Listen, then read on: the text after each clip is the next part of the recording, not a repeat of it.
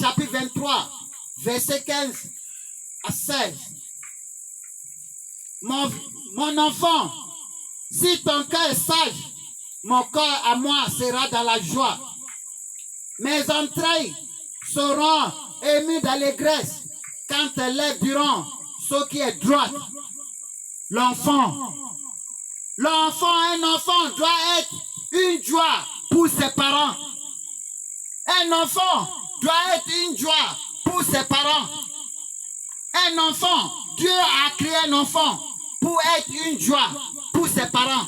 Dès que ton enfant ne t'apporte pas la joie, dès que tu regardes ton enfant et puis tu n'es pas content, tu as déjà échoué.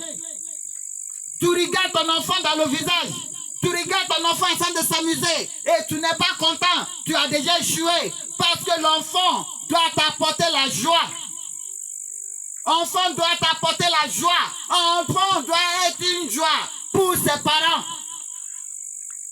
Enfant doit être une joie pour ses parents. Comment papa être une joie pour ses parents? Ça veut dire qu'il y a des processus que ses parents doivent lui faire passer.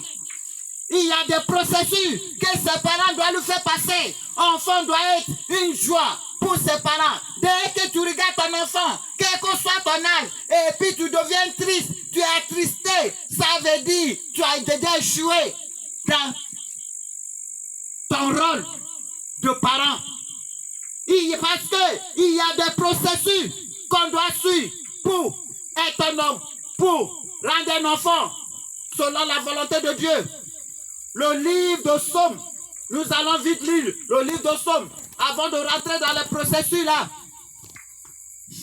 Chapitre 127, je vais lire verset 3. Voici, les enfants sont des héritages de l'Éternel, le fruit des entrailles, c'est une récompense. Comme une flèche dans la main d'un guerrier, ainsi sont les enfants de la jeunesse. Heureux l'homme qui les a remplis, son capois, ils ne seront pas confus.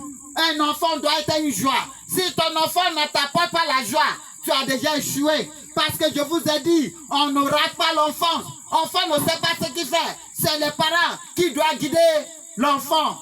Pourquoi vous avez échoué dans cette voie-là? Pourquoi?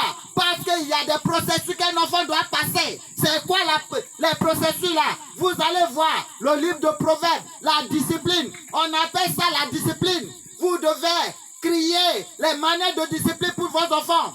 Le livre de Proverbes, chapitre 13, verset 1. Un enfant sage écoute les instructions de son père, mais le moqueur n'écoute pas les réprimandes. Un enfant que vous avez, vous devez commencer à lui donner les instructions.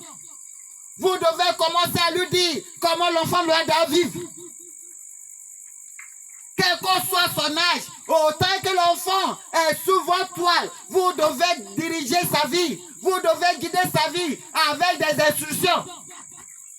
Des instructions. Sans ça, vous avez échoué. Verset 24 de là-bas. Il dit, celui qui ménage sa verge est son enfant, mais celui qui l'aime cherche à le corriger. Il dit, n'importe quel parent qui ne discipline pas son enfant est son enfant. Il dit, n'importe quel parent qui dit, il dit, cette personne-là est son enfant. La personne qui aime son enfant va le discipliner avec des manières. Il y a des codes que l'enfant ne doit pas passer. Il y a des barrières qui ne doivent pas arriver. Comme je dis tous les jours, tout est faisable, mais tout n'est pas acceptable. Quel que soit l'amour que n'importe quelle maman a pour son enfant, il peut laisser son enfant faire sortir des ciels dans la voiture, mais il ne peut jamais laisser son enfant mettre sa main en bas d'elle. Quel que soit l'amour que papa a pour son enfant, je vais mourir à cause de mes enfants. Je vais mourir à cause de mes enfants. Oui, il peut mourir à cause de ses enfants, mais il ne laissera jamais ses enfants s'amuser avec son petite chose. Il n'acceptera pas. Parce que, pourquoi cela? Parce que tout est faisable, mais tout n'est pas acceptable. Malgré que papa peut mourir pour ses enfants, il ne laissera jamais.